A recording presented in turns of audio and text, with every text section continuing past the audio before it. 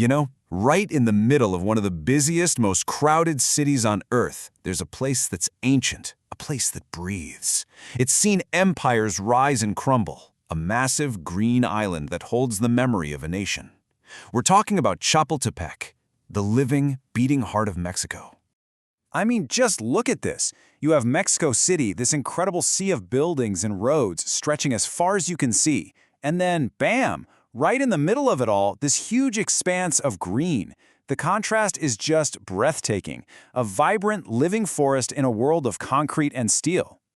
But here's the thing, this is so much more than just a park. Its roots go deep. I mean, way back, over 700 years. It's a living witness, an observer that has seen the entire story of this land and its people unfold. So to really get a handle on Chapultepec, let's start with what it is right now. A completely essential oasis in a modern megacity. Okay, first, the sheer size of it is just massive. We're talking 686 hectares, which makes it the biggest urban forest in all of Latin America. To give you some perspective, that's more than double the size of Central Park in New York. It's an absolutely critical sanctuary for millions. And the job it has to do, it's immense. This park is literally the green lung for a metro area of 22 million people. It's what keeps the city breathing, what makes life here not just better, but possible. But the role it plays today is built on a really deep foundation. To truly understand Chapultepec, we have to go back, way back, to its sacred beginnings. So the name itself, Chapultepec, it comes from the indigenous Nahuatl language. It means hill of the grasshopper. But it wasn't just a name that made it sacred, it was the water. The precious springs here provided fresh water, and in this valley, that made this hill a place of incredible power and reverence. You can actually see the layers of history right here. I mean, other cultures were here before, like the Teotihuacano and the Toltec. But it was the Mexica Empire that really made it hallowed ground. This was the private, sacred retreat for their emperors, the Tlatoanis. And watching over all of this history, these silent, living giants, the ancient Huehuete trees. Now, there's a legend that the poet King Nezahualcóyotl planted them, but actually, these huge cypresses are native.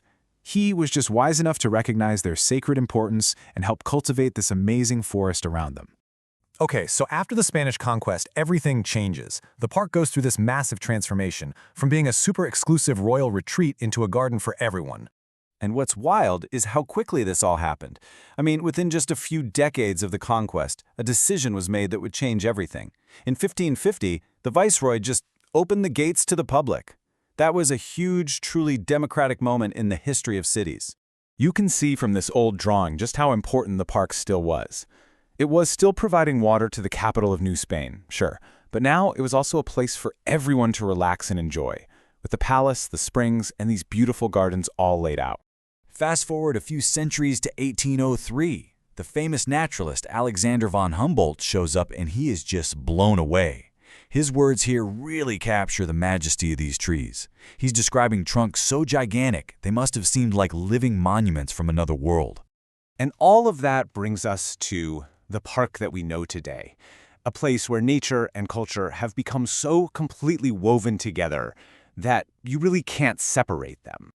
The park today is actually split into 4 different sections, each with its own vibe. The first section is the historic and cultural heart. The second is all about recreation and sports. The third part is much wilder, more of an environmental zone.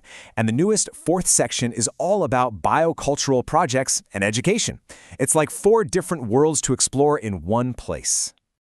And get this, inside the park's boundaries, you've got some of the world's most important cultural institutions. You have the National Museum of Anthropology, which holds all these priceless treasures from Mexico's past.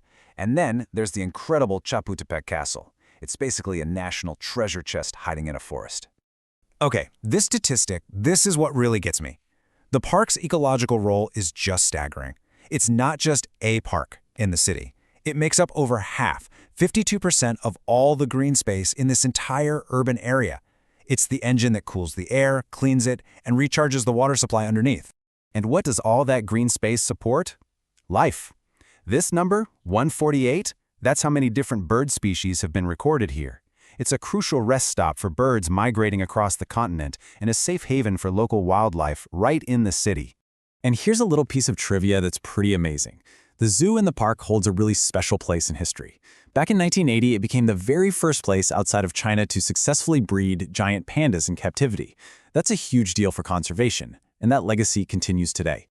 So when you put it all together, the deep history, the incredible nature, the world-class culture, it all brings us back to what this park really is, an enduring witness that connects a very distant past to our world right now. Which really makes you wonder, right?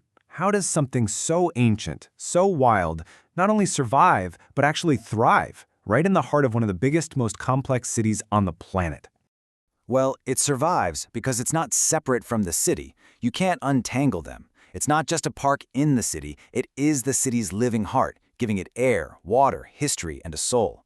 It's an incredible story of resilience, told not with words, but in the quiet rustle of the leaves of its oldest, most patient inhabitants.